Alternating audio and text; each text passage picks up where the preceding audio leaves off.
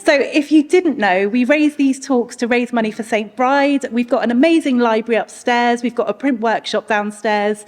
You can go and book to look at some amazing things in the reading room. If you've never heard of us before and just been here for talks, Google what the library is and what the print workshop are. They're absolutely amazing. We do tours, we do print workshops. So I did one this week with my design team and it was absolutely brilliant. And we all came away absolutely buzzing, having looked at all the amazing artifacts upstairs in the library, and then we got inky down in the workshop and just printed some stuff, and it was just so much fun. So we're not just talks here, we do so much more as well. And by coming to this talk, basically all the ticket sales go to help keeping us running for future generations to enjoy.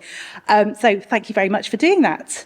I'd just like to say a huge thanks to Google and the Wink into Word Society Charitable Trust for their generosity in sponsoring this lecture. Thank you to those guys. We've got some fantastic talks coming up over the next couple of weeks, more than normal, but they're also fantastic. We had to put them on. So design legend Gail Anderson is talking on 39 years of work and play. She's an American designer. She's been a book designer, worked for Rolling Stone. She's just had an incredible career, and it's an online talk only, and I think she's going to be brilliant. So do come along and hear her online if you would like to, and you can do it in your pajamas if you like. So all good. And then we've got Marcin Witchery talking about having fun with keyboards. It sounds really boring, but it's going to be an absolutely amazing talk, and there'll just be like lots of pornographic images of beautiful typewriters and lots of amazing things. So I've heard from really good sources that he's an absolutely brilliant speaker. So do come and hear him as well. And then our very own Nico and Jack are going to be talking for iMagazine at one of their Type Tuesday events in June, and there are more speakers to be announced shortly. Some of them maybe even in this room, and they don't know it yet that they're going to speak. But again, we definitely have to come and support those guys, and that's going to be good. If you want to know more about this, then go onto our website, you can Google us, find out what's on and that kind of thing. And now I'm basically going to stop waffling and hand over to Nico wherever he is. So over to Nico, thank you.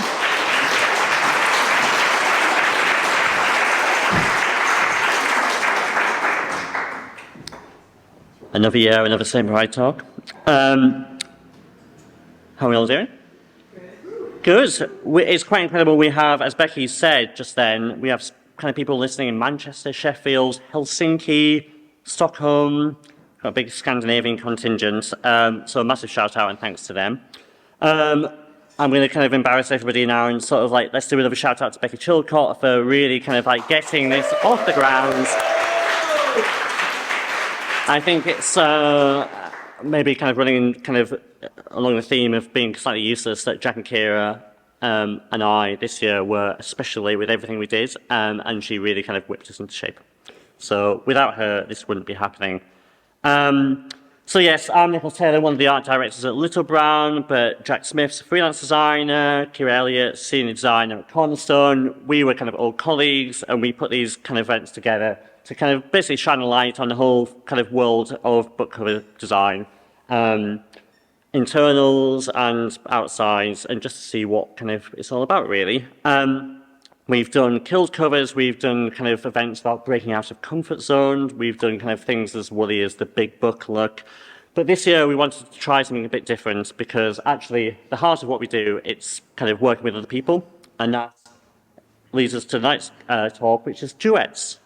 Celebrating kind of collaboration in the world of book design.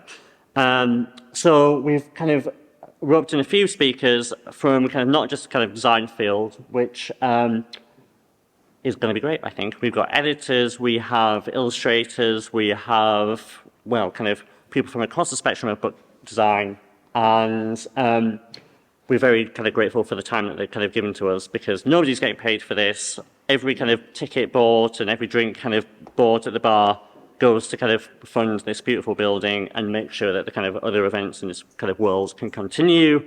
So do sort of spend kind of generously. And after this, we'll be going down to the kind of the dungeon, as I'm calling it, which is about 4 flights of stairs down. Is that right? I've not counted, but maybe. Yeah. Where we're going to kind of break tradition and not go to the old bell. We're going to go downstairs to the St Bride bar and have drinks until we get kicked out. Is that right? Yeah. Yeah, a non-determined time. Yeah. But please be nice to the barman if he asks him to leave. Oh yes, yeah, of course. We'll be nice to the barman throughout the night, you know.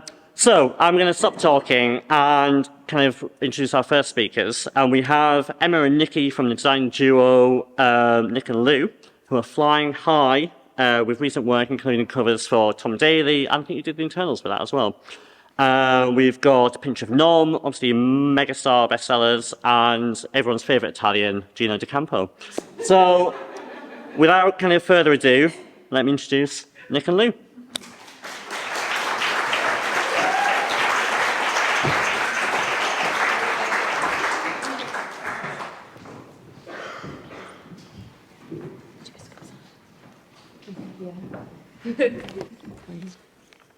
Hello. Okay, hello. Is this working? Hello. Can you hear me? Yeah. Is it on? Check. Yeah, it's on. Yeah. Okay. We can set up. Hi, we are Studio Nic and Lou. We're an independent design studio based in the design district in Greenwich in London. Nic and Lou are known for their bold, colourful, commercial design style. It's kind of our USP. I'm sure you can recognise our book covers. I'm just going to put slides up. There we go. You can recognise our book covers. We work on a range of projects right across cookery, lifestyle, self-help, wellness, children's, women's fiction, a whole range of projects, and they're all kind of got this bold, bright, colourful kind of aesthetic. In the last year, we've worked with authors like Paul Hollywood, the lovely Gino D'Acampo. We've done a book with Lawrence Llewellyn-Bowen. We illustrated and designed our first full children's book, Can You Get Rainbows in Space? We're doing women's fiction. We're growing in the world of non-fiction as well, with lots of covers that we're particularly proud of. We're a team of 3 designers in the studio, and we've all got lots of different strengths. And the differences in our strengths really help when it comes to the idea of collaboration. Collaboration for the studio is at the heart of absolutely everything that we do. It's really important to the studio aesthetic, and as the creative director, I kind of feel it's key to the work that we produce, and it's very much part of our creative process. We tend to approach each project initially as a team, whether that's brainstorming, discussing ideas, sharing ideas, going to the bookshop together, or exhibitions and galleries. And then sometimes we pair up on actual cover designs, sharing the job. But we feel it's really important to get out into the world and find inspiration and talk about it. So, Made with Love by Tom Daley is a book that we designed for HarperCollins last year. And when thinking about collaboration in book design, this one stood out to us as a great example how we successfully collaborated on a project from start to finish. We find ourselves wondering what other designers' processes are, so we thought we would share our design journey. And we wanted to break the mould of what you would expect from a traditional knitting book and give it a real fashion editorial spin, appealing to a new generation of knitters, as well as engaging an existing audience.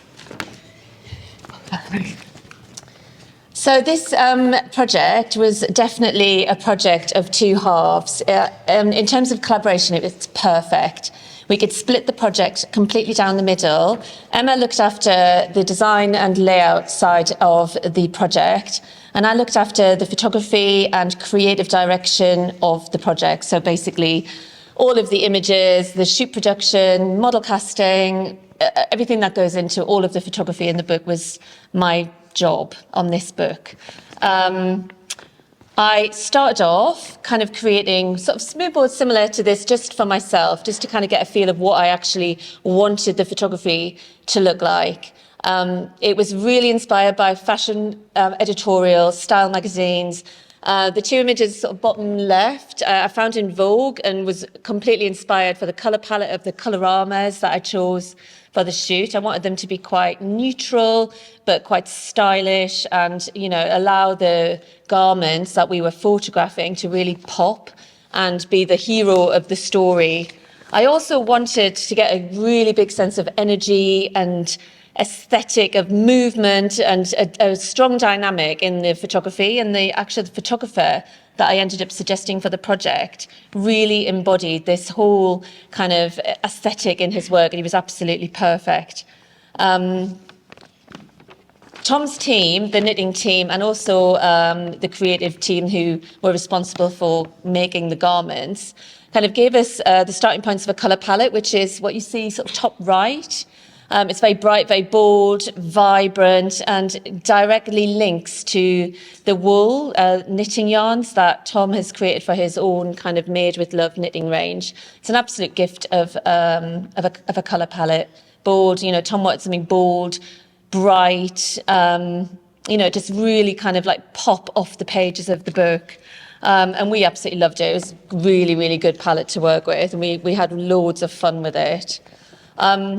So before anything kind of gets off the ground, I created individual mood boards for every single garment project in the book, and that was 30 projects. So I had these really lovely little sketches from the knitting team, and I paired these sketches with poses that I thought the models could make that would inspire the photographer. I gave styling direction to the stylist, sort of clothes that I thought would go well with each of the garments. I kind of had like a sports kind of looks vibe that I thought would work really well and be very simple and make the garments kind of really stand out. And then you can see on this slide, there's, you know, some examples of Tom kind of in the final sort of pose, in the final jumper. And you can see they're really simple. Tom was an amazing model. He's absolutely beautiful. Kind of looked great in every single shot, not a single bad image of him. And he's a natural model, really energetic, loads of style, loads of motivation. We ended up with 12,000 images to edit. As you can imagine, that was fun. So this is like an edited down sort of version of mood board, final image, garment kind of sketch. And you see the garment, the crochet vest on the right-hand side of the slide. This for the shoot team was like an absolute standout favourite. We thought it was brilliant. We loved it. Tom looked really great in it. The models looked great in it. It divided the knitting team. It divided the audience. They thought it was maybe a bit risque. We wanted to put it on the cover. We didn't in the end. So you can see the kind of more mood boards, you know, the poses that I found to inspire the team. The casting was really fun. My brief for the casting was diverse, gender neutral, exciting, young, vibrant. And, you know, Tom modelled in across all of the days and, you know, wore all of the clothes really, really well. He even brought along his gold medal to one of the days, which was very exciting. We all got to hold it. We all got to play with it. And I nearly put it in the kit bag shot and then decided eventually to not do that because I thought it might be a little bit too distracting.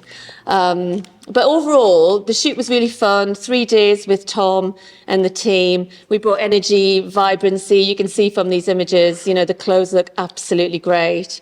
It makes you want to take up knitting, if nothing else.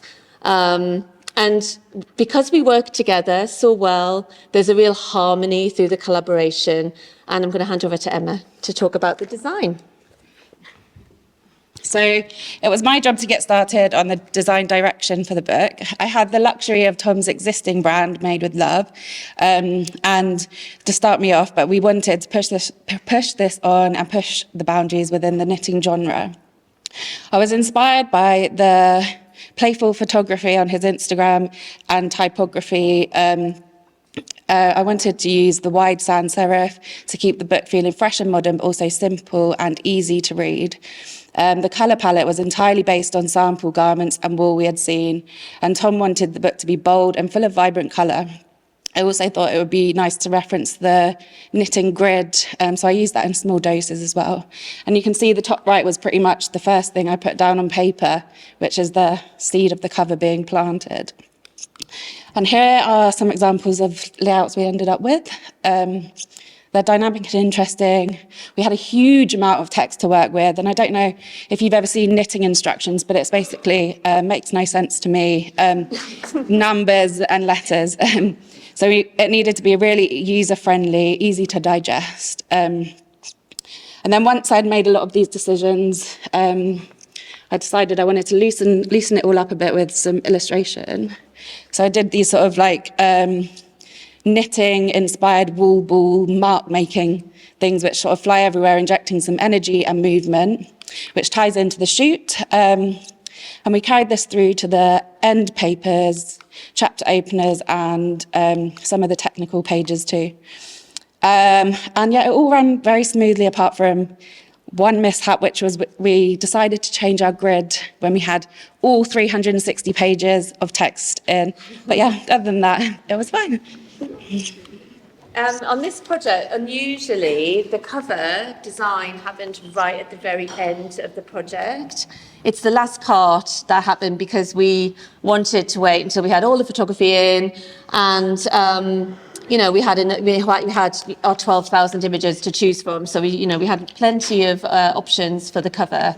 The brief from the client was, and from Tom's team, was make Tom as big as possible in the frame, eyes to camera, make Tom's name as big as possible on the cover. The same story that we all get as designers. So we thought, we're just going to have fun with this. We wanted to make it look like a style magazine. We didn't want to make it look like a regular knitting book. And myself and Emma worked on the cover together at the same time.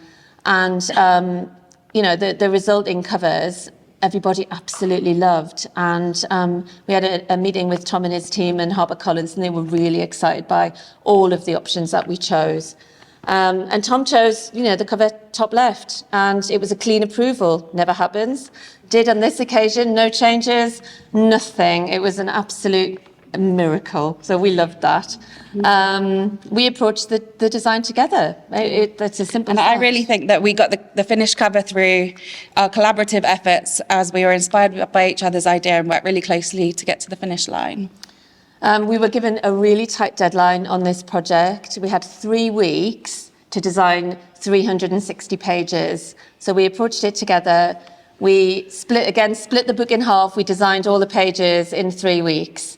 And I think working together gave us twice the creative output in half the amount of time. And on this occasion, it was amazing. And the resulting book, we think, is a real standout moment for the studio last year. And that's it.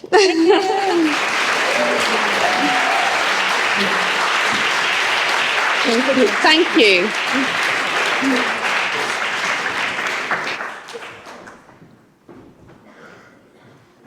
Well, hey, that was a great start. Thank you so much, you two.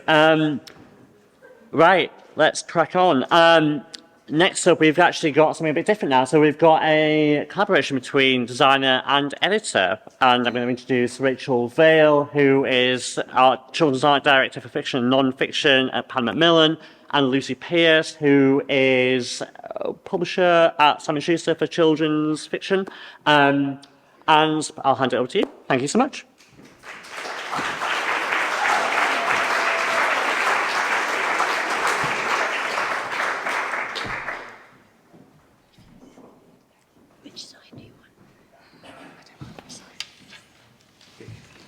Evening.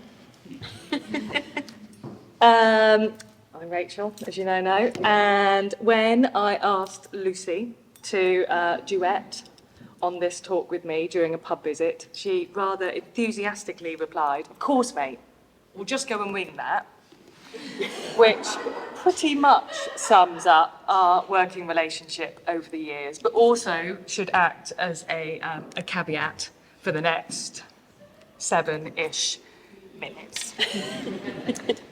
So quick introductions to kick off, which you've sort of already had, and you'll know from all of our amazing social media posts anyway. But my name is Rachel Vale, and I am the children's fiction art director for non-fiction and poetry at Pan Macmillan. I've worked there for a long 18 years, and before books I was in the TV industry. Does this work? Yes. Okay. Yeah. I'm Lucy. I'm the dreaded editor. Sorry. Imposing in the design space. But I work at Simon & Schuster. I'm the publisher of the children's fiction team. And prior to that, worked with Rachel for 10 years at Pan Mac. Lucky duck. As Marvin Gaye and Kim Weston once sang, "It takes two." And indeed, a pairing of talents can often lead to exciting creative solutions. We all know that an effective book cover needs to immediately get someone's attention and evoke an emotional response, grabbing them in a way that's consistent with the subject and the promise of something that's worthwhile reading, so that they sing in perfect harmony. That's the end of the puns. Popular culture has perpetuated the myth that us freewheeling creatives are unbound by rules and regulations, responsible only to ourselves. Whereas, in fact, we all know how much pressure we put on ourselves to come across as supreme masters of our craft, and that any solutions we provide aren't just luck or sheer madness and despair in the dark hours of 3 a.m. So having a strong relationship with your editor in support and a champion of your visual representations of their editorial vision and brief is invaluable, especially within a formal and corporate structure. Which I think is really important for lots of areas of the publishing business. I think design is a mysterious thing that has this incredible sort of moment of alchemy that nobody really understands. Everybody thinks that an editor acquires a book, says it's really amazing, and then boom, the cover appears. We know that that's not true all the time, but having worked with Rachel for a really long time, I know that that alchemy really exists. Underpinning it, though, is focus, it's strategy, it's market knowledge, and it's the ability to juggle an incredible number of stakeholders, all of whom have got very strong opinions. That doesn't account for the needs of the author, of course, and so often in children's books, the illustrator too. You've only got to go to a bookshop to see the amazing work that's being delivered across the design industry in terms of innovation and reader appeal. And to do this while trying to deal with all of these relationships at the same time is nothing short of a miracle. It's a near impossible task, and I'm absolutely gobsmacked at how brilliant you all are at it every day. So we're just going to give you our top 5 rules for the things we've learned along the way to avoid killing each other and a good collaborative relationship. We could give you loads of examples of things we've designed that other people have designed, but for your sanity, we've just restricted ourselves to 1 of each rule. So sometimes briefing a cover as an editor is really hard. I think you guys will be very familiar with the can you make it look like that but not like that approach, which sometimes leads to a bit of a one-size-fits-no-one result. Occasionally something comes along that we acquire that totally defies genre or moves the market on, and these are often the best kinds of books. It's our opportunity to lead, not follow, another favourite term in the publishing industry, and it gives us an opportunity to trust and communicate with each other. We need that in order to deliver something new that no one's seen before. So it's easy to think that working in-house with so many stakeholders means that there isn't any creative freedom. And maybe freedom isn't possible, but that doesn't mean that it can't still be creative. It's just a different sort of challenge. But it does still have its own rewards. For me, the best briefs are often the simplest. Who's the audience? The actual audience, not everyone of all ages and all interests, but who's actually going to buy it? And what are we trying to say to them? And what does that look like? 13 on screen was a cult YA action thriller from a debut author, and publishing at a time when big names like Michael Grant and Robert Muchamore were dominating this area of the market with very little else in the space. We didn't have a brand name to trade off, but that also meant that we didn't have the restraints that can come with an established brand author either. A debut can be an opportunity to take more of a risk visually while still striking the right balance of it needing to translate in Waterstones and on the supermarket shelves. There was a real buzz in-house about the manuscript within the team, so I was keen to capitalise on that with the design. Even so, omitting the author name and any traditional ways of signposting who should be picking it up was quite an interesting conversation. Initial excitement turned to hesitation, horror, doubt, and thankfully background to excitement again. It was hesitation again. It was excitement, right? Yeah. There were a few compromises along the way, but what commercial package doesn't require that? And I don't always think that compromise means dilution. Exactly that. And when things are really difficult to brief and there aren't easy comps, you've got to trust the designer. Being creative and thinking outside the box is even more essential. 13 is the best example of that. It's a young teen thriller that filled a massive gap in the market. It's 10 years old now, but it's still used as an iconic example when thinking about books in this area. It delivers a message with total clarity and simplicity. That brief will have been quite difficult for Rachel to decipher, I'm sure. Can it be scary but not too scary? Can it be aspirational but not too YA? It's got to stand alone but also be the start of an author brand. That could have been incredibly confusing, panicking, horrifying, but instead look at what she delivered. It's knockout and it won an award. So our second rule is to have the courage of your convictions. And linked to the ability to trust and communicate is being bold.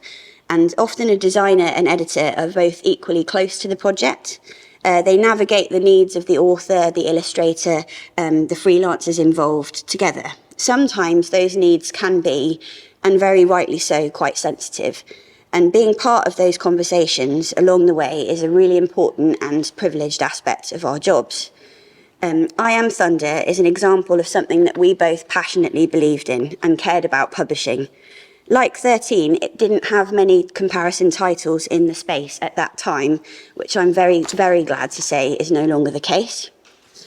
It's changed such a lot, the market, in the last 5 years, but both Rachel and I felt really strongly that the main character of this really important book had to be fully represented on the front cover. It's not something that retailers were particularly up for at the time, and it certainly went against the grain in terms of the market, which was very concept-led in those days. But the clarity of Rachel's design vision made it possible for us to lead the conversation internally with real courage. We brought everyone along with us right from the very start, and there was absolute certainty that this was the right approach to take. It's bold, it's unflinching, and there are some seriously bright Pantones on there, which really jump out in store. The strapline, "And I Won't Keep Quiet," was Rachel's idea. She doesn't normally want more words on the front, but on this occasion she did. And her brilliantly contemporary typography told us what this book was going to deliver immediately. It's a protest novel with a lot to say, and the result was another prize winner that is often cited as a really standout example of topical contemporary YA. So, next up, our guest stars, in this case, are illustrators. Empowering illustrators and how their expectations can align with the authors as well as our own publishing strategy can be one of the more difficult parts of a designer's role. The process can sometimes lead to imperfect and messy results, as every new illustrator brings a new type of complexity with their own character. But it's also one of the parts I enjoy the most. In fact, I love this stage, not quite knowing if or how it's going to work, the high wire of it. Adventures on Trains on Screen was one of our big, shiny, new middle-grade adventure crime series, starring not one, but two creatively engaged authors.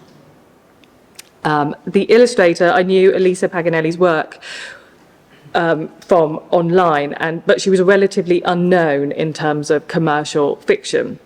Having previously worked in advertising, she was more comfortable than most when it came to juggling the all-too-short artwork deadlines and revisions, but her art itself can push naturally towards the posher, younger end of the market. So building a relationship of trust in an instance like this in particular is incredibly important, and encouraging them to create what they wouldn't necessarily to be their style or in their comfort, as well as telling them how amazing they are all at the same time. But then that's where the essence of collaboration should come from. The sharing of knowledge from both ways. Her experience as an artist combined with my own to create something nuanced and relevant for all stakeholders. You can spend more time messaging and speaking with illustrators than you do your own family members on occasion. sometimes with only a few of the conversations actually being directly related to the project. You become partners in a crime for a while, so you talk about everything. There's lots of reasons and times when these relationships could falter, but there's also always a chance it will all go fucking excellently. Another key component of a series like this is the branding and the need to marry that alongside Elisa's art, even though they were worked on separately. Distinctive lettering that can be used in many different capacities is the holy grail of a successful children's book package. Making sure it works in line with the illustration's vision for the cover composition is a major part of the job. The designer represents the illustrator's creative vision just as the editor does the author. The duet has become an ensemble at this point. I'd forgotten about that pun. That was brilliant.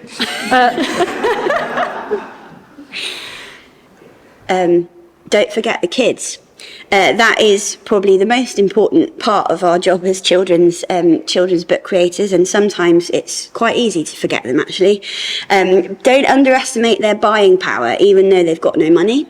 Don't underestimate their influence, even though they can't vote. And listening to them is utterly crucial. We should all do way more of it. Highly commercial brands can often feel quite difficult creatively. It's not necessarily what we love, it's not necessarily our wheelhouse, and quite often we have to reinvent them all the time. It's really important to focus on what attracts the reader to them in that case. Someone like Mr. Walliams might not be everyone's cup of tea, but we know that these books continue to top the charts for lots of reasons, but also because of the accessibility of that brand identity. Kids know what they want, they know what they're going to get, and they're going to keep coming back for more. So it'll often open up more connections between genres, retail space and age ranges than you think, talking to kids about what they're looking for. They'll be brutally honest with you, and they will only respond to the theme or the idea that seems the clearest to them. Right at the start, we mentioned discussing an emotional reaction with the covers that we try to build, and it will be at its most pure and most straightforward when it comes straight to the child reader. The Treehouse series that you'll see here is a global smash hit. It's been a huge, huge success for Pam Macmillan, and it's the perfect example of a child-led brand, which we have to keep looking at fresh and new over and over again to keep it going and keep the retailers interested. Could you just is an absolute classic line when it comes to brand work. We know what's working, but we want to sell more. Of course we do. Could you just do a special edition? Could you just create a box set? Could we just have an anniversary cover? Could it just be a new format? And could you just have done that yesterday? Sometimes working with what you've got is the only way forward, particularly with a global brand. A request for some small tweaks can send a designer down a rabbit hole that will last for weeks. And knowing when to pull back, leave things as they are, is as much of a skill as starting from a blank sheet. I mean, nothing says portfolio piece more than having to work around two cartoon chaps wearing cheese fondue top hats while straddling a phallic-shaped flying object. D&AD, here I come. When considering the amount of stimulus that children have thrust upon them, it's about stripping out the bits and getting to the point. They can connect the dots between two objects and are even better at writing their own narratives than any adult. And last but not least, and probably most importantly, right, Siri? Collaboration right there. Remember to have fun. A great working relationship between designer and editor needs to be about the laughs, doing talks together when you don't want to, going to the pub, finding the best gossip, and working late together. It's totally invaluable to your own mental health and to any project to present to everyone else as a strong unit. And learning how to work the room when you're presenting to everyone else is absolutely essential. You've got to lay the groundwork for the naysayers who will inevitably be there. You've got to predict what their reactions are going to be, and it's all part of the process. If you do it together, it's a hell of a lot easier. By loosely following all of these rules. You'll quite often get there in the end. Not always on the first go, but the very best covers are the ones that are presented for the first time together with conviction, clarity and belief. And if all else fails, don't say any of these things that are up on the screen, the things that are guaranteed to rile an editor and a designer and make you come to blows. We think a few of you might recognise some of these. Also, remember to trust your eye, trust your intuition, trust the readers and trust each other. And finally, we all are working harder, we're all moving quicker, we're all being asked to do so much more than we ever were before from so many more different people, but in the end, it is just books. So, you'll be relieved to hear, as I am to tell you, that this is finally over. So, it's a good night from me. And it's good night from her. Good night.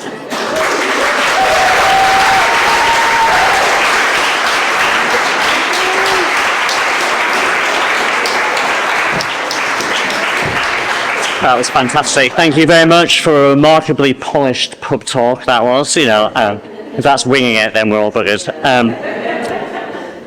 But now we have something quite special and a bit different, actually. So we invited Chris Bentham, a senior designer at Penguin General, to kind of talk at this event. And he said, yeah, of course, I'll do that. And I'm going to invite a few other people too. So now hosting a panel is Chris Bentham himself. And I'm delighted to introduce Greg Bunbury, Jodi Hunt and Jess Nash to the stage. Let's raise.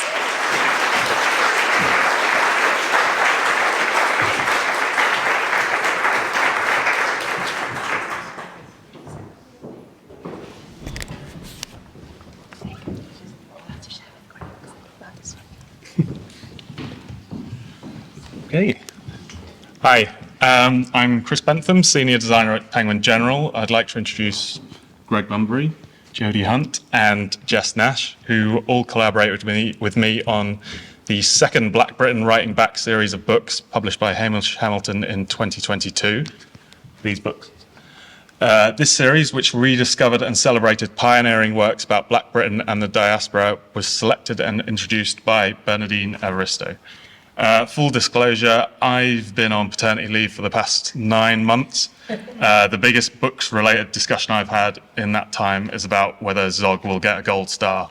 So you're going to have to take pity on me. And the only ongoing collaboration I have is trying to convince my daughter to not spit porridge in my face. So with that in mind, I'm going to act like a true art director and get someone else to do the work. And ask these guys a few questions. I think I'm right in saying all of you worked predominantly outside book cover design before this project. Jess, what did you find was different about the process? Was something refreshing, antiquated maybe, liberating, restrictive? I think for the way that you commissioned me, I think because I had done one job in publishing before, and it was very different to how you approached the work with me. And so when I first got the email, I thought I knew how it was going to go. I thought you'd probably have a really well laid out idea of what I had to do, and that you would kind of direct me into making artwork that you had already had in mind. But thankfully you would just like have fun, make lots of different versions of the cover. You can add type, you can put it wherever you want. And you just said like, make loads of work and then we'll finesse it later. And for me, that was really liberating, because usually when I get briefs, they already know what they want the outcome to look like. So it's not very creative. So I think I really enjoyed being able to just have fun. And because I don't come from a design background, so I don't really know typography. So the typography part was really fun for me. I have no rules of where things are supposed to go, so I just put it anywhere and it turned out I think that's all similar right. to a lot of book cover designs. Okay, cool. Jodi, that's kind of leads me on to you. You've designed like in the music industry, done a lot of branding work. I've always thought like kind of music and publishing, there's some similarities with that kind of record covers and book covers. But there's also a lot of like differences. Do you kind of find anything that you kind of, would you agree with that? Is there anything that you noticed? during the process? Yeah, I think actually, leading on from that, I guess, really, is that I think I found when I've been working within music and within the surrounding industry kind of thing, I think I'd start with typography and I go down rabbit holes. I'm on like, what font is this, fonts in use, all that, like going through magazines, taking photos and trying to find that and like kind of starting there. And then I kind of build from that. Whereas I think, this was, my first book cover that I did, the My Father's Daughter one. And I started, it was kind of, I think typography came a lot later into the thing and we just were playing around with imagery, going back and forth with that. And it was really, that's really refreshing and exciting, actually, Yeah, you said earlier that kind of when you first started out, you didn't really use technology with your kind of, your work. Did this kind of like, did you use that approach with kind of making, using your hands to make the image? Yeah, that was the really nice thing about this, because before I used to do in uni, I never really, I didn't really touch a computer hardly. Like at end, I maybe had to a bit, but I'd be in my sketchbooks and I'd be cutting things, sticking things, experimenting like that, and this was a really fun project because I got to kind of go back to doing that, and like cutting things out, sticking them, scanning them in, printing off again, painting a bit, and it was really nice, refreshing, exciting. Greg, you've obviously got a love of typography. It's a really strong element of your work. But there's also like a big conceptual side to your work with kind of the Black Outdoor Art project. You often, you're coming up with the concept for the project as well as the actual outcomes. Yeah. Whereas you're working to a much tighter brief, having to, your typographer your copy was chosen for you rather than you getting to choose the copy this time. How does that affect your process? So essentially what I'm looking for is I'm finding the words in the project. So my conceptualization of how I work is really all about navigating spaces. So in some spaces, I'll be able to take up a lot of room, say that's a self-initiated project. Some spaces I'll be working in more of a role of a facilitator. So I'll be working with somebody else's words. And it's really about trying to find the truth within those words. So if I'm working on a commission, be it a book cover or a poster or a report, I'm always trying to find what's the why in this project. I happen to work with a lot of organizations which are committed to diversity and inclusion and transformation in that space. And so I find that sort of general principle of purpose, of really asking the why, is how I sort of gauge how much room I can take up. Because it's not about me. It's not about my voice per se. It's not about my ego. This is more about what are we trying to do? What are we trying to get to? What's the transformation? What's the ultimate goal that we're working for? And I think that really embodies the spirit of collaborative working.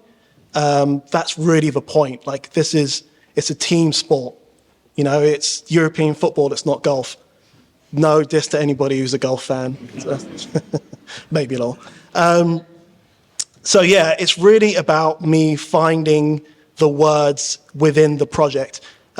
Historically, people have always said to me, especially with the self-initiated work, oh, that's amazing, this idea of like having creative freedom, but it's not freedom, it's just more room.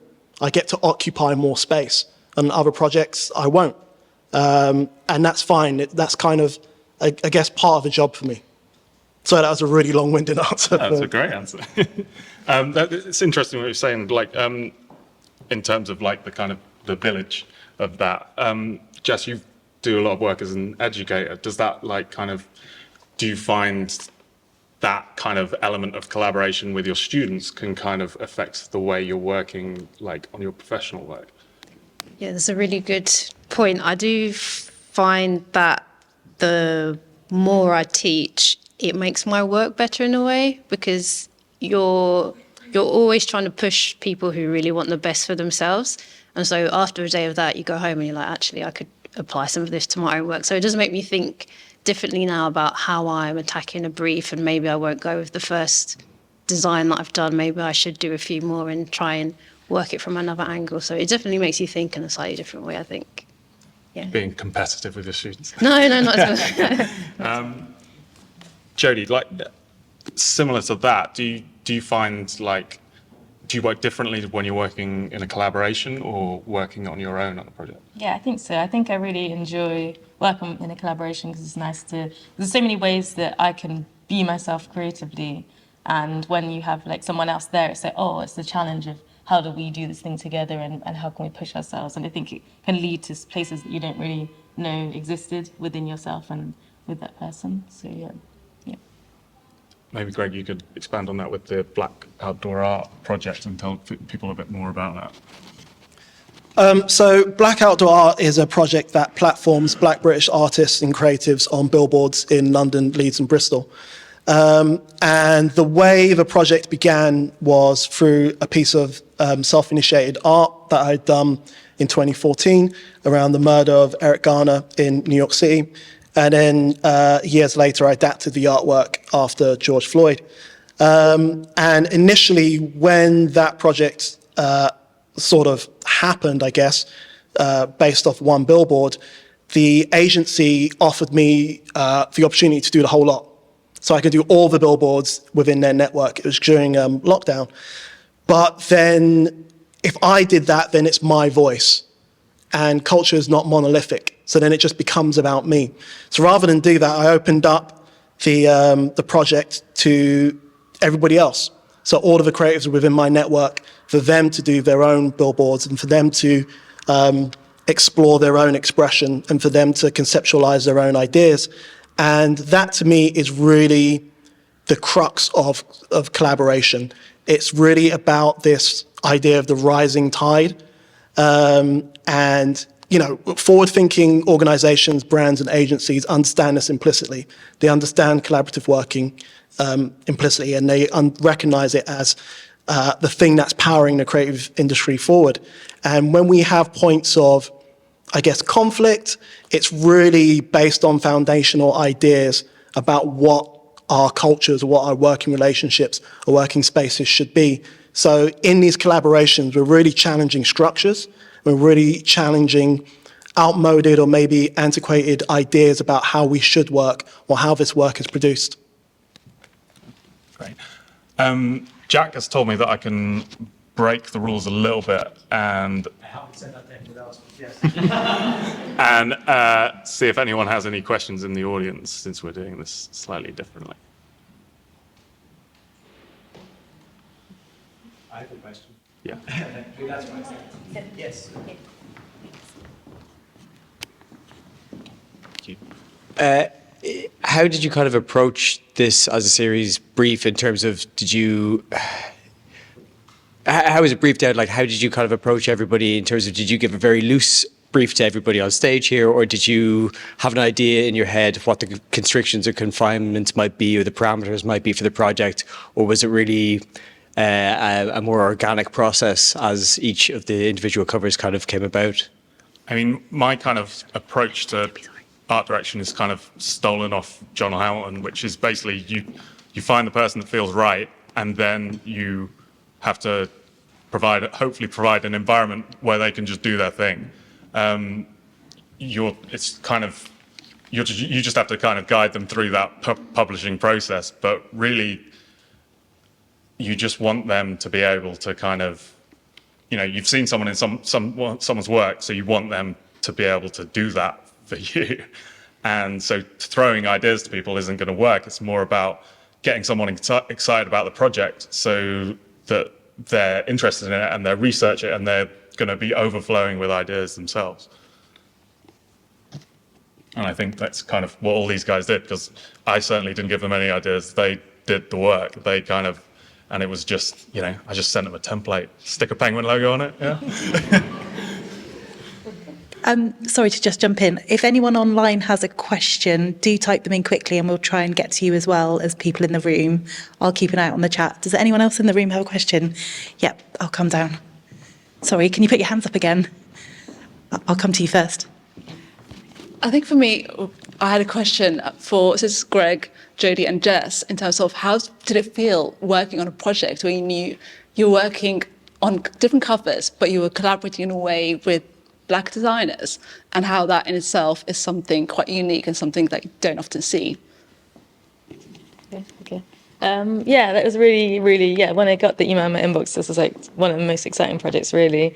And yeah, it was just the content of the book that I was working on was just like incredible and just really engaging, and I could just completely immerse myself in from the information Chris gave me. It's just really easy to dive in. And then it was kind of exciting, like as we got a bit further down the process, and you could kind of start to see everyone else's come together and just seeing, oh wow, like what this was as a series and how important it was. So it was really powerful. Yeah. I think it's interesting that they're all different, and I think that really speaks to the series itself, but also our collective experience, that it's not monolithic, and there are points of difference, and there are unique experiences and perspectives and ideas, and I like that they don't feel, there's no sort of real common denominator between them. They're all expressive in their own way. They all tell a different story, and I think that kind of sums up our experience. And what I sort of enjoyed about the, especially the initial experience working with Chris was we spent a lot of time discussing the text. So based on Diddlebay's book, A Black Boy at Eton, I think the first couple of weeks were just really about the book itself, and you helpfully shared some pages, and it's really being able to dive into that text and, it being much more than just a cover. This is a point of communication. This is also really, this is legacy in terms of Diddlebay's life. So yeah, it felt amazing to be part of that sort of wider connected community. Similarly to the other two, exactly the same feelings where when I got the email, I was just really excited. I haven't done a cover before, and to do it for this series felt huge. And yeah, I think it's just really lovely to see the collection. Obviously, there's more books than this, but the whole collection is just, you want to pick up every book, and I think it's really nice that you can see everyone's personality behind it and how they wanted to approach it. So yeah, for me, it was just a really fun experience. And as Chris explained, he was a really great art director. He just said, have fun. And I think that's what made the covers different. Had he had come in and with an idea of what it should have looked like, I think our covers would have all looked a lot less good, I think. I think we've got time for one more question.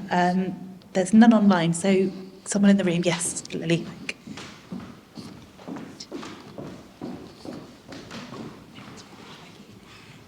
Hey, thanks for the, I want to say talk, but more conversation. So my question, Jess mentioned it a little bit, about like going straight to the typography, and I think Greg, you also kind of touched on it.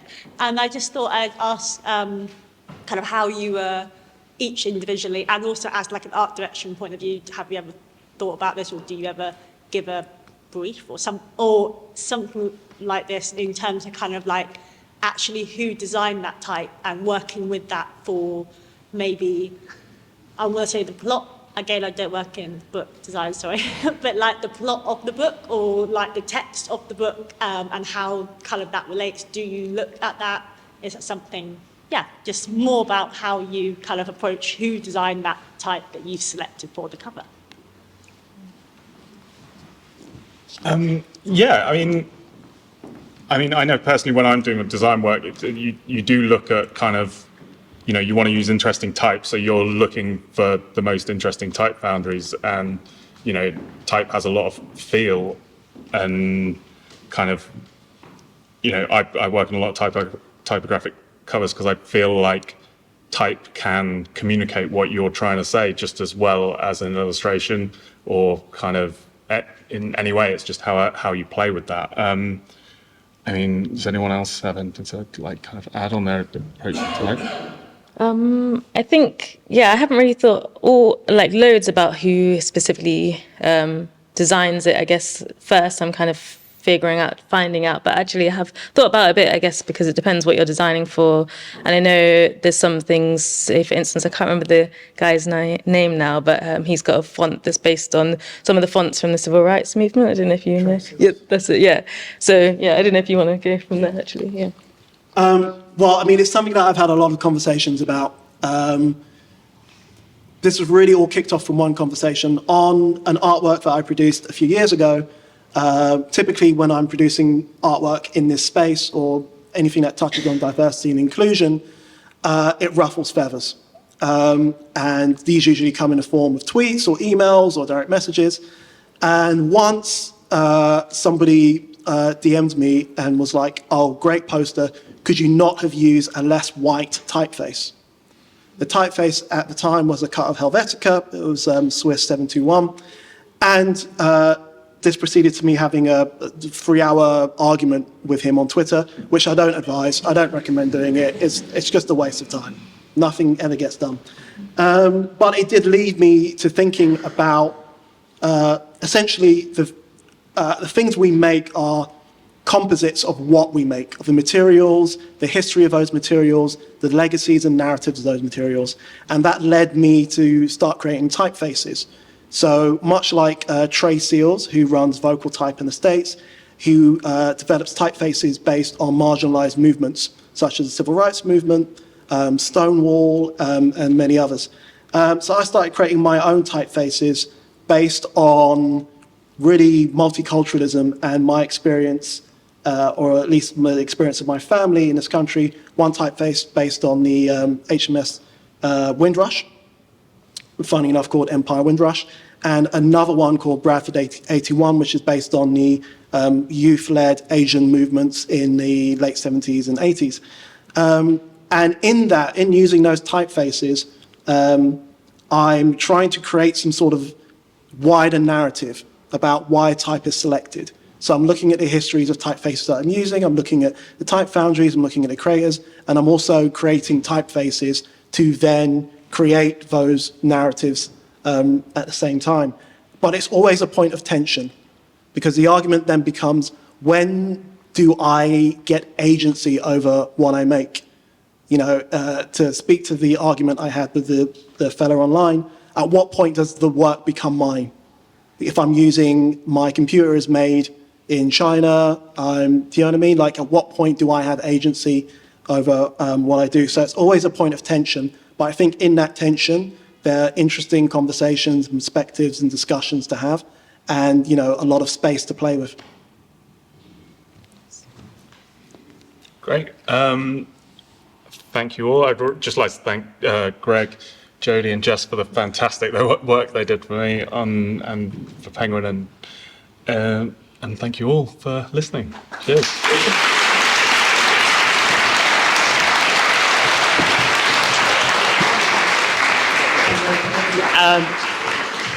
Thanks again to Greg, Jess, Jodi, and Chris, our quartet, and for actually collaborating with you, the audience, which kind of felt like a sort of a weird meta thing, actually, didn't it? We're going to have a break now, and we're going to have 15 minutes, and we're going to make it a very sharp 15 minutes, so please be back in your seats. I'm very happy to introduce the second half of this evening's talks, and here to start things off with the second part is two of the three names on this slide. We've got Mel Four, Design Director at Octopus, and Briony Gowlett, the publisher of Radar. And in spirit is Romilly Morgan, who couldn't be here this evening. So put your hands together, please, and welcome these guys to the stage.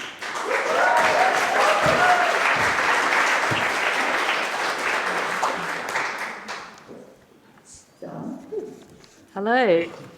Okay, yeah, as Jack just said, we were meant to be a trio. And I just wanted to let Romilly... I'm so sorry. Yeah, try to go up their voice. So, I'm obviously I don't think I can do the talk. So, that's why Romilly's not here. That's a great impression of someone who's lost their voice, Romilly. Yeah. Romilly can't do the talk, but we're carrying on with the talk as it would have been. So Briony's now and again going to be Romilly. So yeah, just to start by introducing ourselves, I'm Mel. I work at Octopus Books and I look after all the narrative covers. And I'm Briony, and I'm publisher of Radar, which is one of the newest imprints at Octopus, and it is one of three narrative, text-led publishing imprints of Octopus, who are historically more of a colour division. So the narrative side is quite new to Octopus, and both of us are quite new to Octopus. Yeah. Romilly, do you want to introduce So Romilly, who can't be here because she has a sore throat. You be Romilly now. So Romilly is the publisher of Brazen, which is stablemate on the narrative side.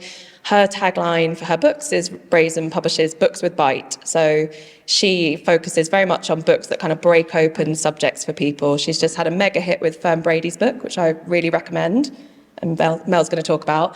And I suppose the differences between me and Romilly is I'm what I suppose you would call a commercial non-fiction publisher, although, as I'm sure we'll come to, those two things are kind of all interlinked. And Romilly's books tend to be more on the literary side. So if our kind of metrics of success, although I'm sure that's what everyone's are kind of sales and visibility, and you hope you're going to walk into a shop and see one of them, then Brazen's are probably about getting immense reviews, maybe a prize to be kind of spoken about in those ways. So subtle differences, but differences all the same. Yeah.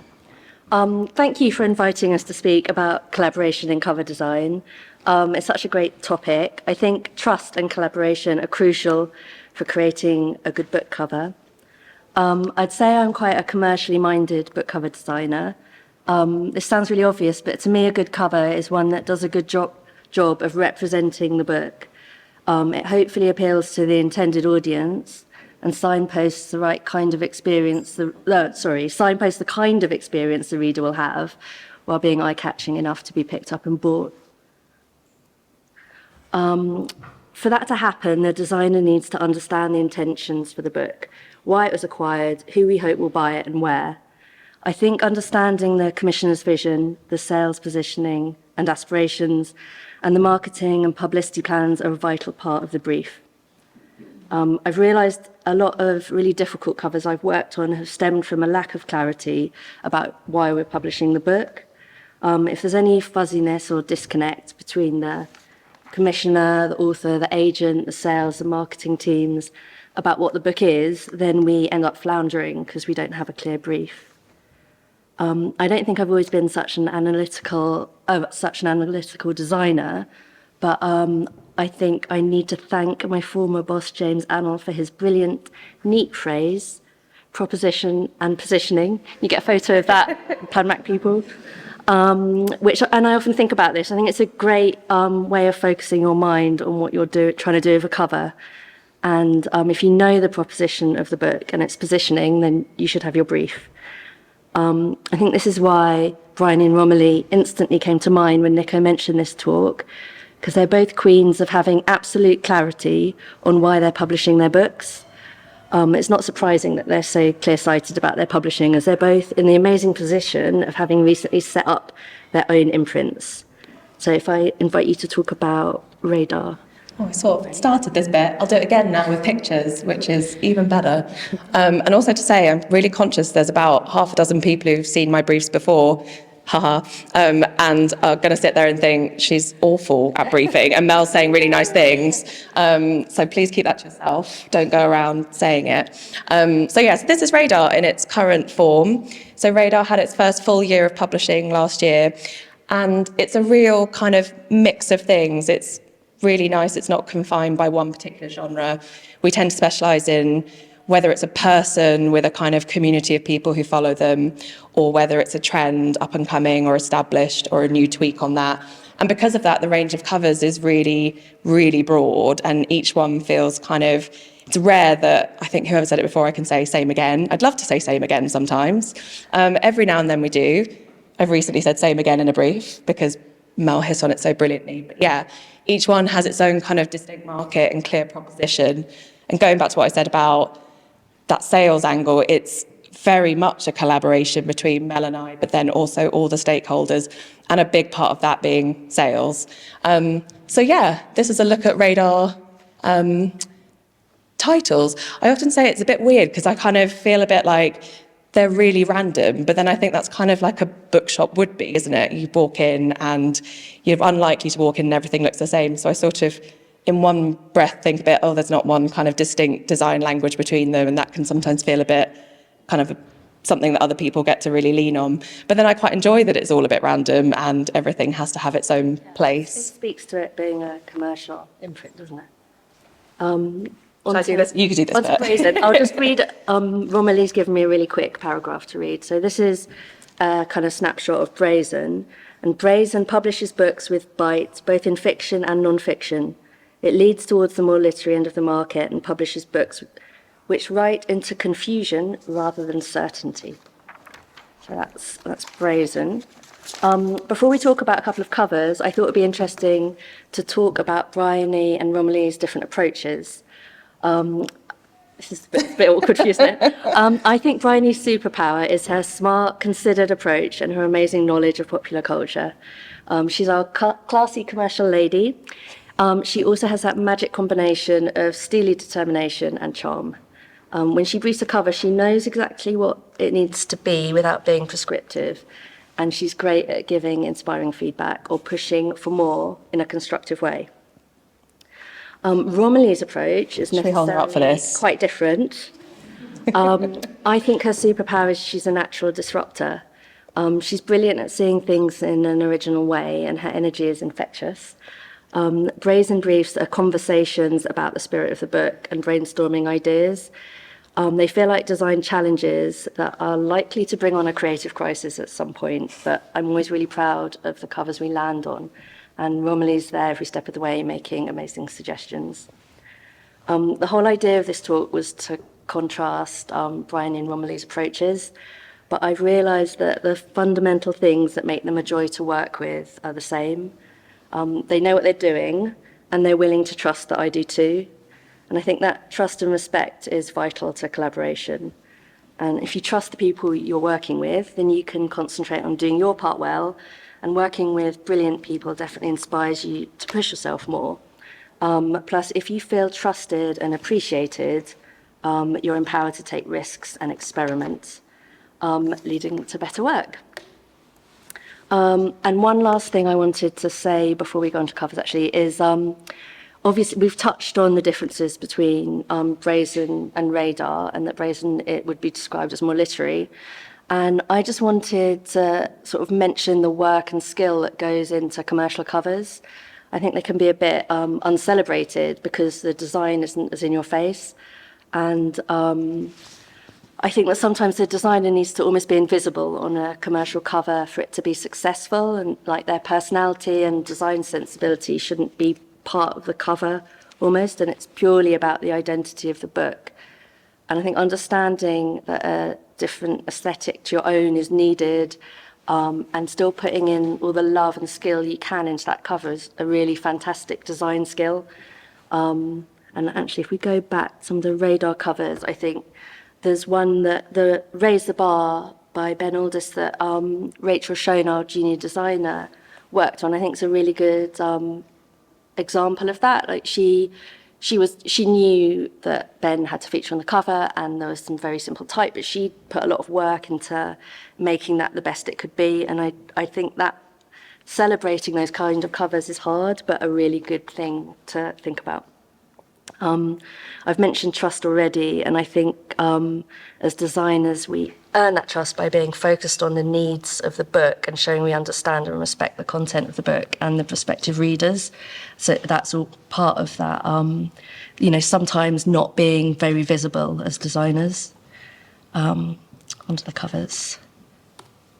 So the first cover we wanted to talk about was Queer Heroes of Myth and Legend, one of Briony's.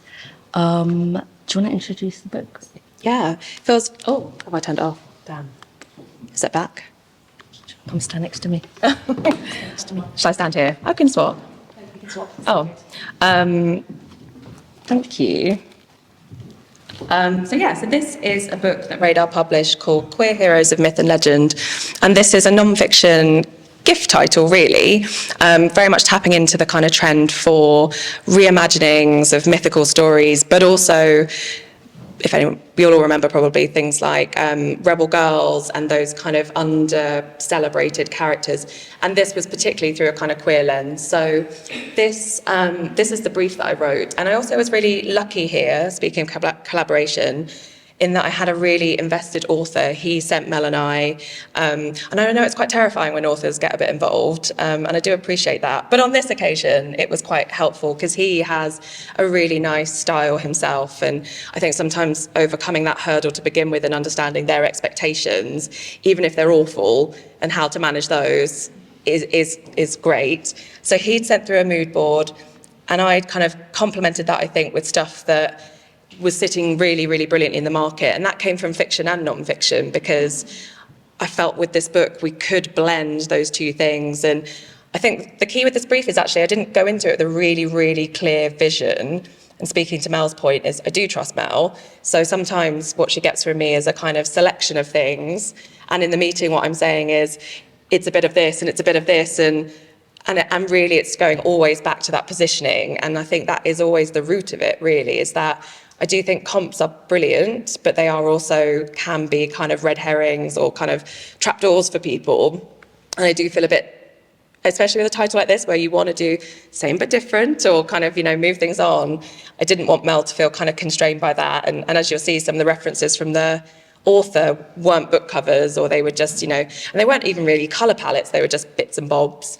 And I think we try and do a little bit of that as well, kind of pull from things that aren't books, try and really dig into what the style is of what else are these people consuming and where can we find them. Yeah, and I wanted to actually just put Briony's brief up because I think she's really good at briefing and ticking off everything that we need to know. So it's like, yeah, it's a good example of a brief, I think. The first thing so the author gave us a list of the heroes that were going to be featured, and I did get distracted by it, and I started researching them loads, and I got really obsessed with having them on the cover.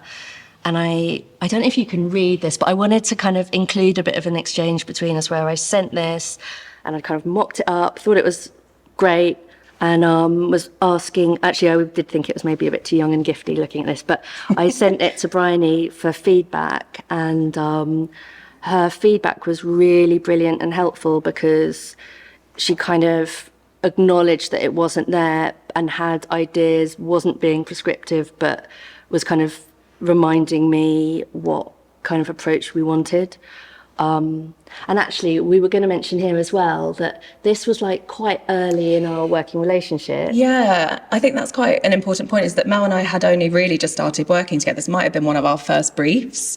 And I kind of acknowledged I'm not great at, I've got two settings. I either go, I absolutely love it almost instantly, or I sort of have to sit on it for a little while. And that rarely means that I hate it. And actually I'm more likely to go, oh, I'm really not sure, quite quickly. But that middle space is quite interesting because you're kind of, as an editor, you go away and you're like, and it challenges you to think, well, what I suppose with having a brief that's a little bit open, you then re-question what you were saying because you are now seeing it through the designer's eyes. And I think that is quite important for editors and collaborating with designers, is to also reassess what your vision was for it. And actually here, once I'd had the time to do that, and poor Mel was in my team sort of saying, oh my God, if you hate it, just tell me now. You can tell me. Which I would have done, but actually what I was doing is kind of sitting with it and kind of leaning into what she'd done. But yes, came back to this idea that when you revisit the brief and where our kind of original, I guess as well, for designers, mostly when I work with designers, I think they're really great. And, and so I'm like, well, they're maybe seeing something I'm not seeing. And I think as an editor, you sometimes have to be that way too, is think, well, maybe they're right and I'm wrong. And so you kind of think that's potentially as well in the kind of commercial space. And I'm sure if Romilly was here, she would say that I think her clear-sightedness is she's so sure in a way of what she wants to get to. And I think I'm a bit more sort of in that space of, oh, well, maybe this is what I want.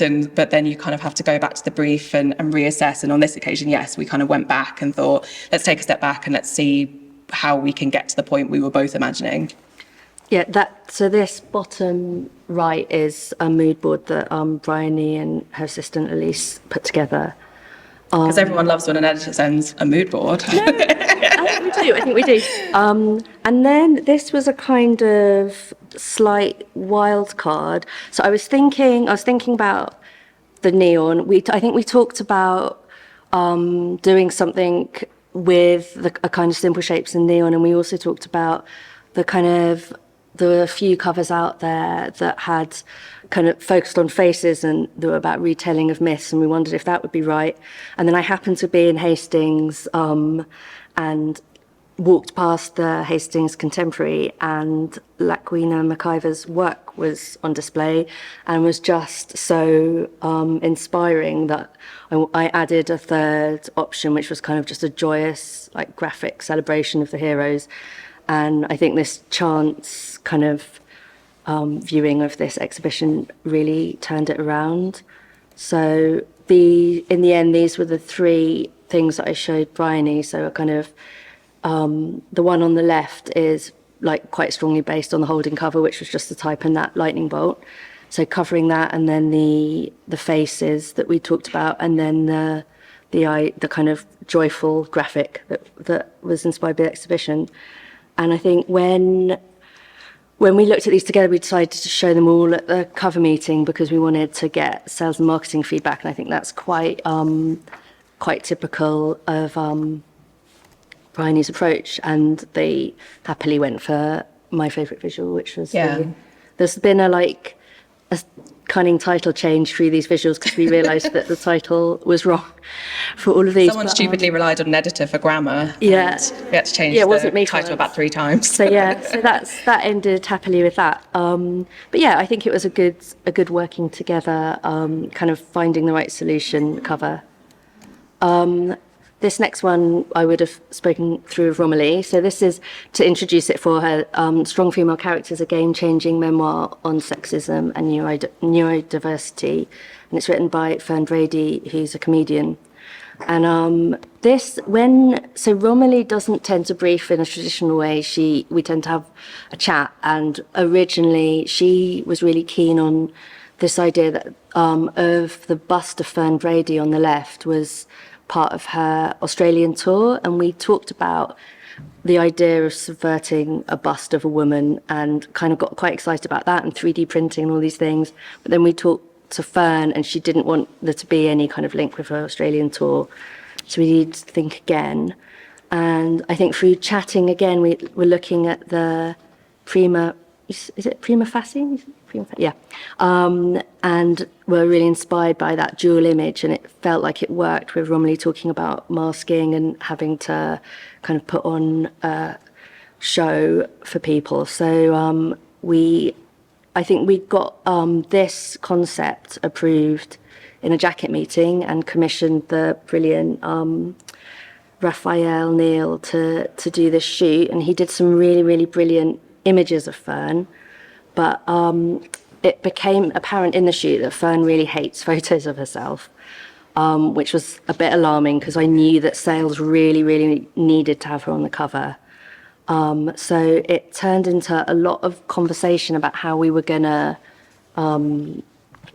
use Fern's image and do something that subverted it a bit.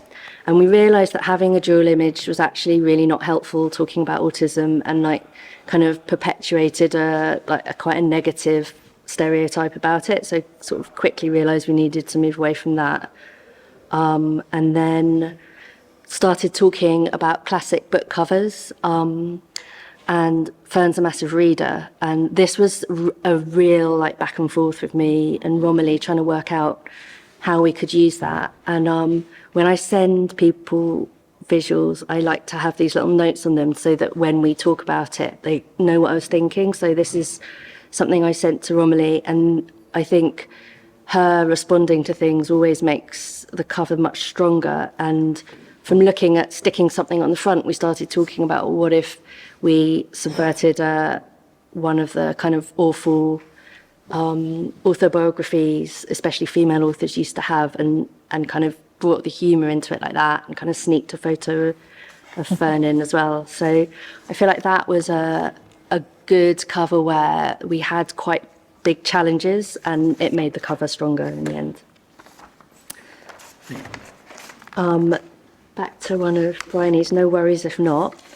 Yeah, so this is it's another one of my briefs. And this is a memoir. If anyone remembers My Mad Fat Diary, it's very like that, with kind of notes of something like Holly McNish. Sophie's a poet and she's very young, but she's very funny.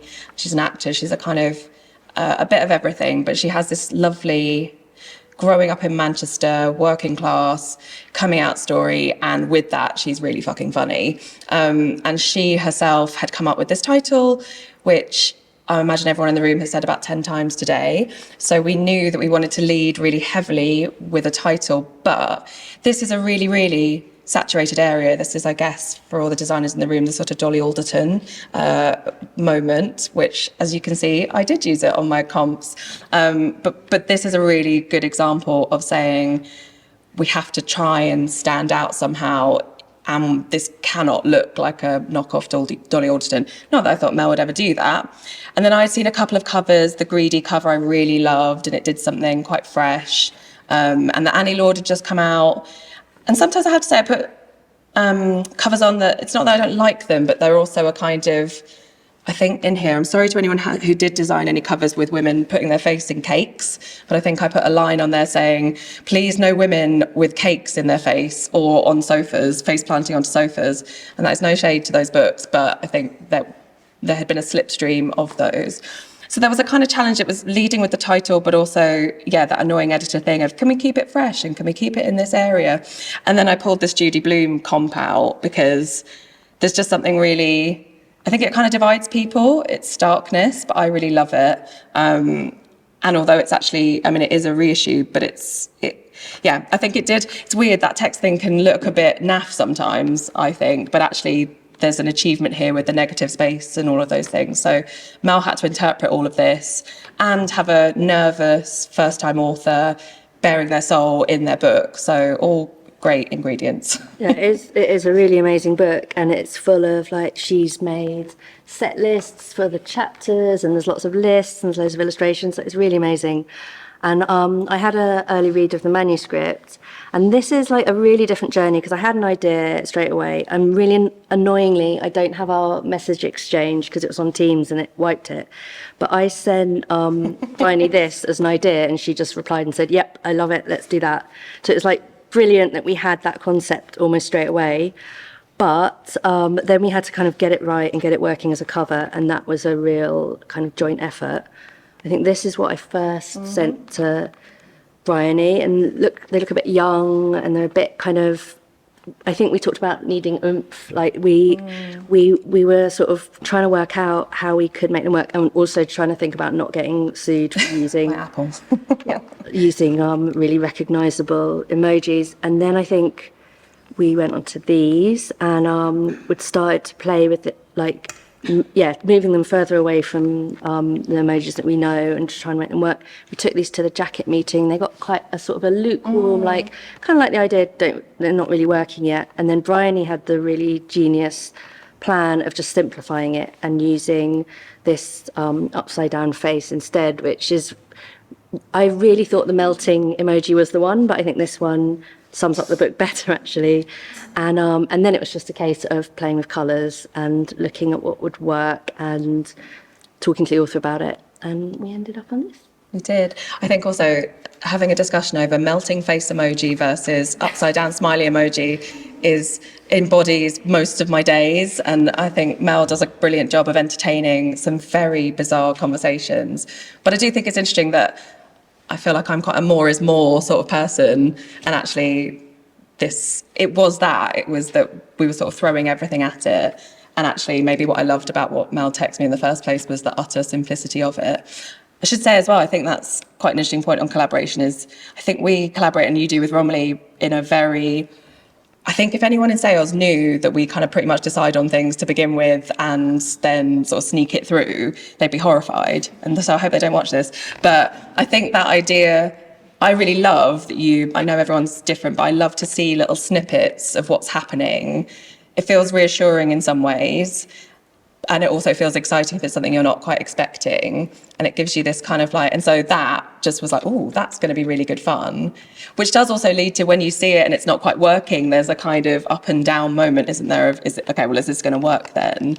But I think what you're really good at is persisting with the original essence of what we loved about it, rather than it never feels like a kind of tweak and change situation. It always feels like a kind of just, how are we sort of doing, trying to get into a rhythm of a dance, but we're not quite there yet. Ooh. I know. So we're kind of reaching our conclusion now. I do think it's really interesting though, if you get on really well with the person you're collaborating with, there is a test there of when you need to be honest or when you need to say, I'm not sure I do like that. Yeah. And I think that's something that's a trust thing as well, isn't it?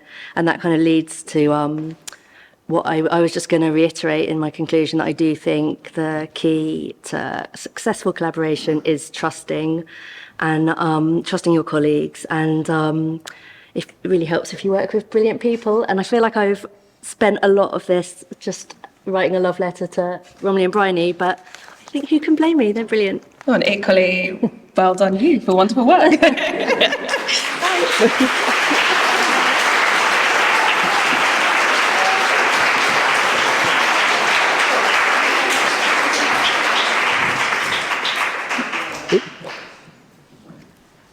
Thank you very much. Oh, this one's not working, yeah. It'll turn back on. Thank you. Oh. It takes a while to kick in. Thank you very much. Oh, there we go. Can you please put your hands together and welcome to the stage, both from Faber, designer Robbie Porter and art director Pete Adlington.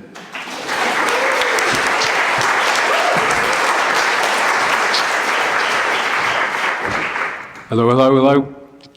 Okay.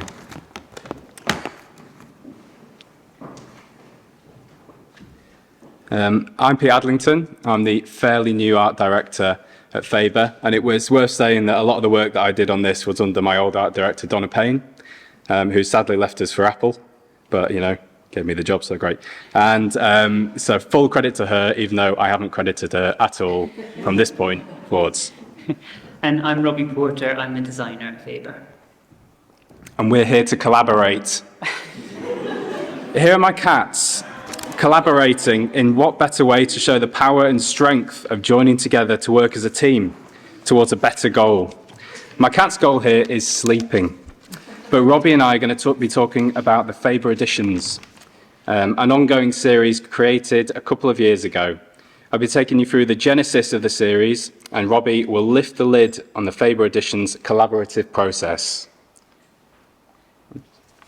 I can't talk about the Faber Editions without talking about Ella. Ella is the self-named Faber mole. She's our backlist bin diver, our royalty reviver, burrowing around our massive archive for forgotten treasure we can bring back to life with a zap of design and a shot of a very modest marketing spend. Ella can't be here tonight as she's caught in the hellscape that's the London Book Fair, but she says hello. The editions came to fruition in 2020-ish, when Ella brought a proposal for a new series to look to marry forgotten radical literature from our archive and beyond with a bold design aesthetic that gave a nod to Faber heritage, but felt like something new and fresh. The editions came... Oh, that's already done on that. Ella was really keen to have a distinctive branding mark for the series, and for her, the old Faber paper-covered editions branding, designed by Bertolt Volpe, felt like it could provide the heritage nod and be ultra-visible. My view was that they would be ultra-visible, but that Volpe had had a bit of a shocker, and those old editions are as ugly as sin. I like to think that the approval of this branding device marks the point in Faber's history where the sales team were included in the cover process. Shout out to any salespeople in the room. I think one of the strengths of working with people is that you're pushed to do something beyond what you have done otherwise, and you're often proved wrong when you give somebody else's idea a go. Regardless of that, I didn't think I was wrong. I tried to sabotage the big bar, but after offering what I thought were some elegant alternative solutions that I can't find to show, Ella's view, and the view of the wider Faber team, was that the bar is king, so please can we make that work? Here we are with many bar options in varying degrees of ick. Ella's theory in having the branding so prominent was so that whatever the design looked like, it was always recognisable as a Faber edition. This should theoretically allow us to use a wide and varied range of illustrators and designers who could design in their own style, but pull together as one unit under the edition's name. However, because the bar was going to be so dominant on the cover, I felt we needed to set some rules to guarantee the cover reflected the spirit of the book, and not just an exercise in branding. We put our heads together and came up with the following rules to get a consistent feel to the series, whilst allowing for a strong creative difference. So the hierarchy, it was going to be strongly title-led with an illustrative or photographic detail, and the author came bottom. A 4-colour limitation, black, white and 2 hero colours, and the branding bar must contrast with the main block of the design. Having nailed down what we felt would give us a strong series in the long run, it was time to open the floodgates and work with many designers. Or not. Going completely against the collaborative spirit of the editions and this talk, I designed the first couple of books.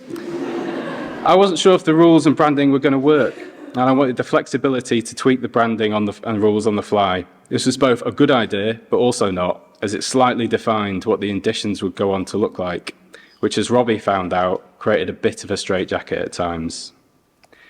Thankfully, my iron grip on the series and distrust of outsiders loosened after the first two. Is this thing still on? Is that a sign? You're too good at speaking. Go on. Good at reading. Give it a try now. Hello, hello? One more time. Hi. Oh, Let's try this one. switch it out. Sorry about that. That's okay. You can take a moment, take a break. So close as well. It's back on there, but yeah, but it's probably running out, isn't it? Give that a shot. Hello? Oh, likes you. Likes you. What was I? Thankfully, my iron grip on the series and distrust of outsiders loosened after the first two, and many people are now contributing, making this a rich tapestry that sort of all looks very similar, but not. Some of these aren't finalised, so this is a wee sneak peek at what's to come. John, your jacket is now pink. Speak to me afterwards. However, there's one glaring omission from this set. Robbie, do you know what that might be? Yes, I think I might have given it away a second ago. Wait, is this one working? No. Hello? Yes, I do. I'll just talk here. Yeah, so I'm going to talk a little bit about the process and collaboration of designing Termish. This is the original cover from 1969, and Termish is the name of a hotel in which wealthy guests have paid to stay after a nuclear fallout. It's basically a hotel at the end of the world. So obviously it's a dystopian novel, and it explores themes of inequality and isolation, which has many parallels to what we've all experienced over the past few years with COVID, making it a perfect Faber edition. So Ella, the editor, she wanted to position this as a cult classic, and she provided these comps, wonderful comps. A few people have spoken about this already. It's a really helpful starting point and a great way of kind of getting some inspiration, but also it can be quite hard when you want to kind of create something original yourself. But she also provided these really wonderful keywords which spoke to the tone of the book. And as I started reading it, I picked out various phrases which sort of spoke to the book as a whole, but also had kind of strong visual cues. Obviously, it goes without saying that kind of reading is an important part of the design process of book covers. It has a slightly added layer with kind of heritage publishing in that lots of these authors are no longer around. So it's actually your only opportunity really to kind of have any collaboration with them. So this is the first round. And the thing that was trickiest at the beginning was how we were going to render the kind of invisible threat of radiation after this nuclear fallout. How do you kind of make the invisible visible? And you can see here that I've kind of leaned quite heavily on distortion and emanation as a way to try and do this. And I sent these off to Pete for some feedback. And this is the very... P45 time. I mean, not to lean too hard on the innuendo, but he did have a point. So I had to make some... That was good. So yeah, I had some amends to make, obviously, and then we sent them off to Ella, and she basically kind of came back with this feedback, which is, what is Termish? It's a really strange title, and it was felt that we had to kind of represent the hotel on the cover as a way to guide the reader. It was also noted that a lot of the previous editions had had little figures and silhouettes on them, which I'd also been using a lot as well. And the team was quite keen on moving this in a new direction. So we got provided with some new comps, which were much more kind of building focused. And we came back with a new round, which was a little bit more photographic, but using color to kind of lean into that uncanny and surreal atmosphere of the book. But we kind of hit a bit of a snag, as Pete mentioned, in that he'd set out the design of the editions to be able to use photography, typography, illustration, anything really, as long as you followed the guidelines. But as more and more designers worked on them, they kind of created their own branding and became very illustration-led. So we came back with a third round where we kind of illustrated a few of the earlier versions, but also as an opportunity to kind of try some new ideas. I was kind of missing the idea of making the invisible visible. And you can see here a kind of early iteration of the final cover. And at this stage, Pete just asked me to push this a little bit further.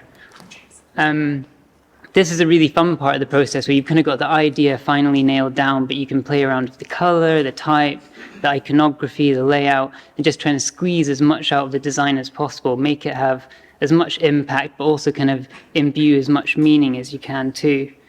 And this is the final cover that we came up with. And I think it's kind of a real testament to collaboration and the design process, in that I would never have come up with this on the first round or on my own. But all the back and forth, which everyone knows can be irritating and tricky at times, definitely led us to a much stronger final piece. And we'd like to finish on a song. Thank you very much.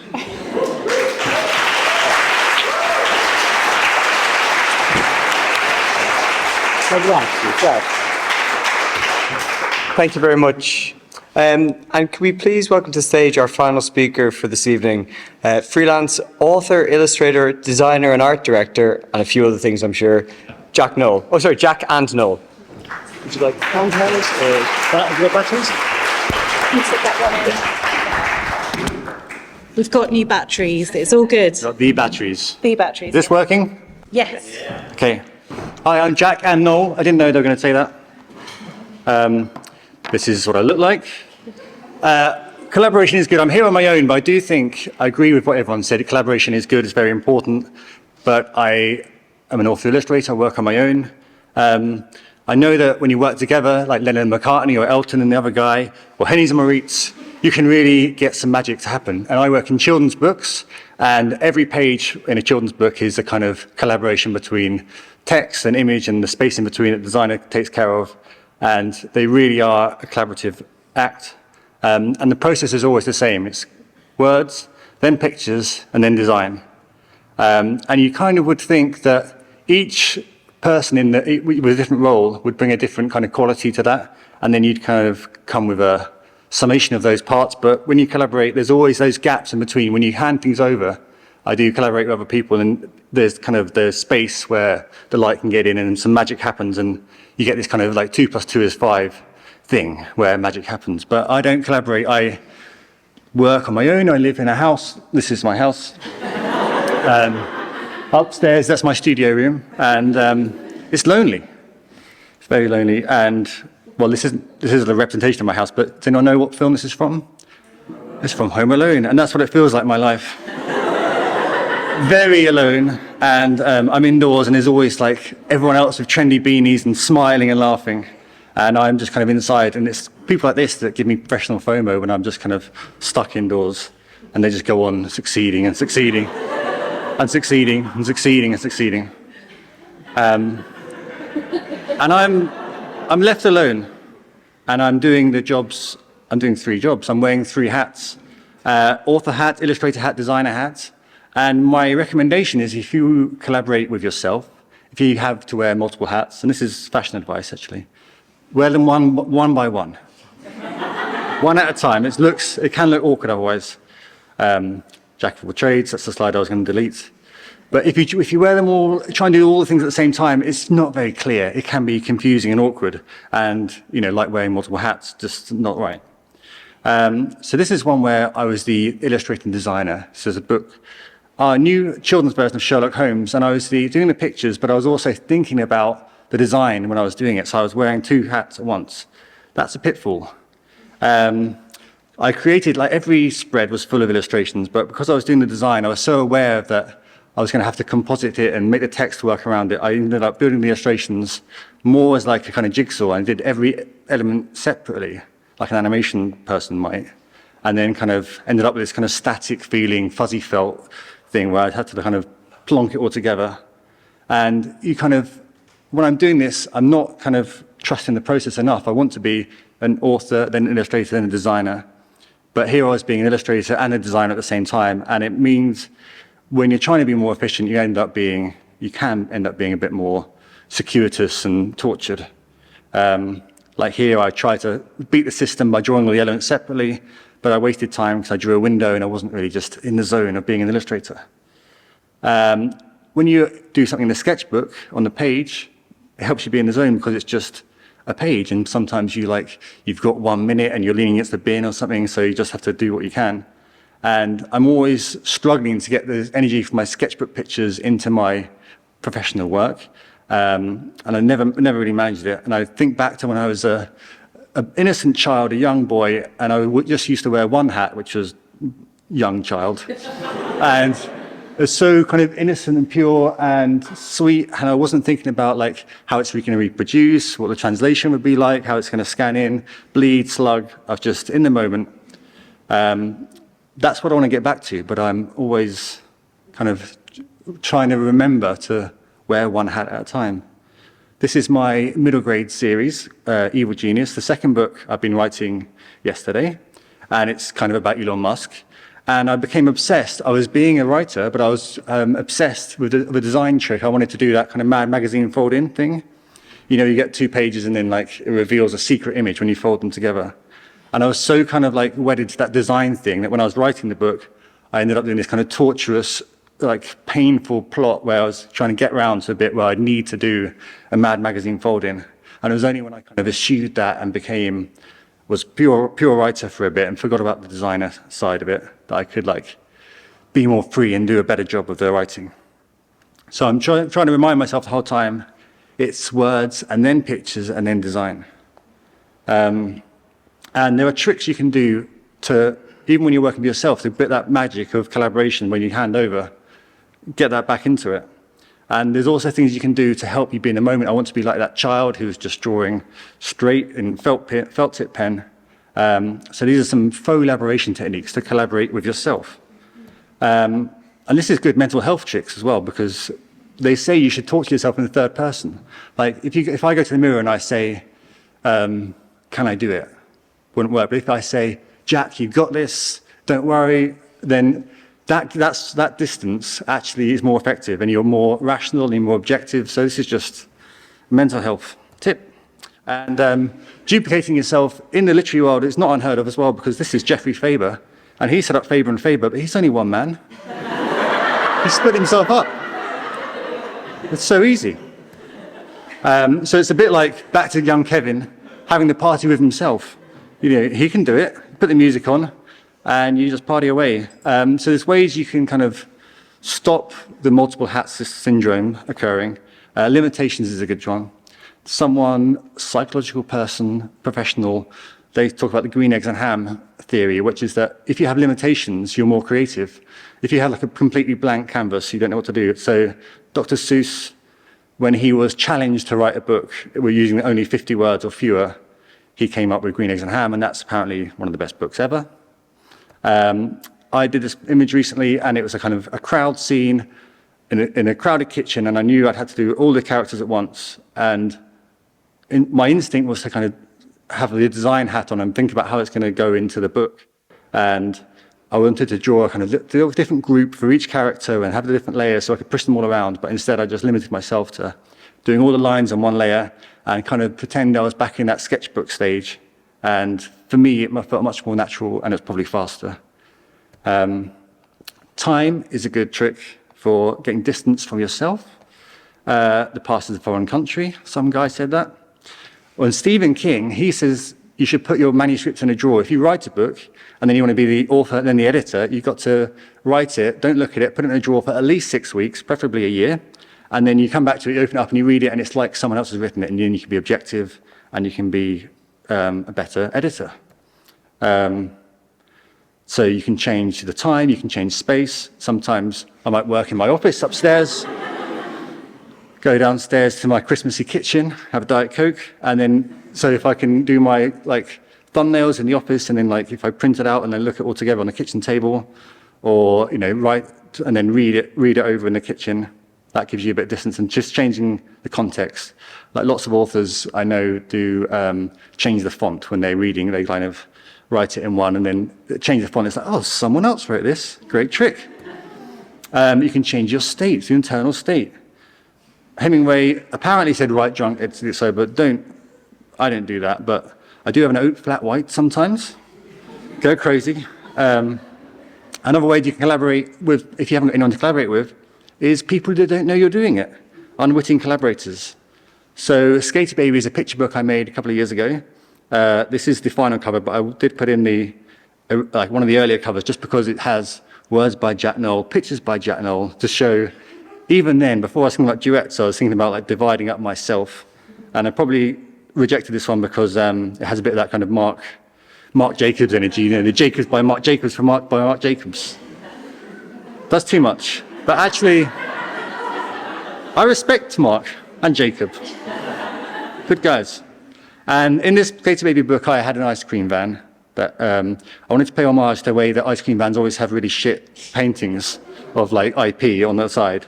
And I was trying to think of a good way of getting a shit drawing into my picture. And I remembered a picture of Homer Simpson that my mum had drawn several years before. And I had it saved on my phone.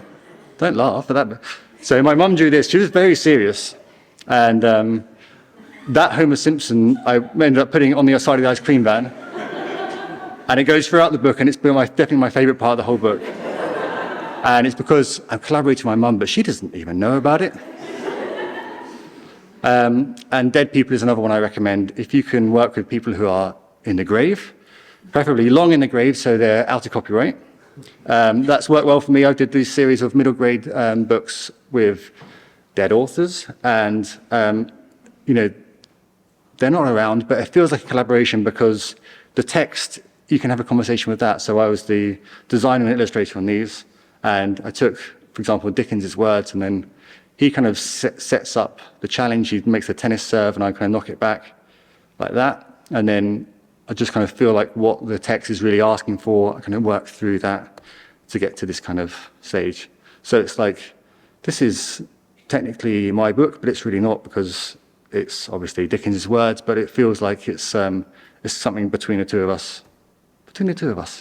So these are my tips for collaborating if you have to collaborate with yourself. Limitations, mental distance, time, context, and drugs, they're key. And also unwitting people, your mother, and dead people. I recommend all those things. And that's all I've got to say about collaboration.